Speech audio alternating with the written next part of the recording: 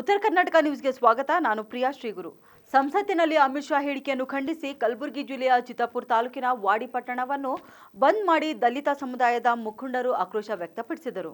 ನವ ಬೌದ್ಧ ಸಮಾಜ ಹಾಗೂ ವಿವಿಧ ದಲಿತ ಪರ ಸಂಘಟನೆಗಳ ನೇತೃತ್ವದಲ್ಲಿ ಪಟ್ಟಣದಲ್ಲಿ ಅಮಿತ್ ಶಾ ಅಣಕು ಶವಯಾತ್ರೆ ನಡೆಸಿ ಟೈರ್ಗೆ ಬೆಂಕಿ ಹಚ್ಚುವ ಮೂಲಕ ಪ್ರತಿಭಟನಾ ನಿರತರು ಆಕ್ರೋಶವನ್ನು ವ್ಯಕ್ತಪಡಿಸಿದರು. ಅಮಿತ್ ಶಾ ಅವರು ದೇಶಕ್ಕೆ ಸಮಾನತೆ ಸಾರುವ ಸಂವಿಧಾನವನ್ನು ನೀಡಿದ ಡಾಕ್ಟರ್ BR ಅಂಬೇಡ್ಕರ್ ಅವರ ಬಗ್ಗೆ ಅವಹೇಳನಕಾರಿಯಾಗಿ ಮಾತನಾಡುವ ಮೂಲಕ ಮಹಾನ್ ನಾಯಕರಿಗೆ ಅಪಮಾನವೆಸಗಿದ್ದಾರೆ ಎಂದು ಆಕ್ರೋಶ ವ್ಯಕ್ತಪಡಿಸಿದ ಹೋರಾಟಗಾರರು ಕೂಡಲೇ ಅಮಿತ್ ಶಾ ರಾಜೀನಾಮೆ ನೀಡಬೇಕು ಎಂದು ಒತ್ತಾಯಿಸಿದರು. ಇನ್ನು ಬಂದ್ಗೆ ವಾಡಿ ಪಟ್ಟಣದ ವ್ಯಾಪಾರಸ್ಥರು ಅಂಗಡಿ ಮುಂಗಟ್ಟುಗಳನ್ನು ಬಂದ್ ಮಾಡಿ ಪ್ರತಿಭಟನೆಯಲ್ಲಿ ಭಾಗವಹಿಸುವ ಮೂಲಕ ಬೆಂಬಲ ಸೂಚಿಸಿದ್ದಾರೆ.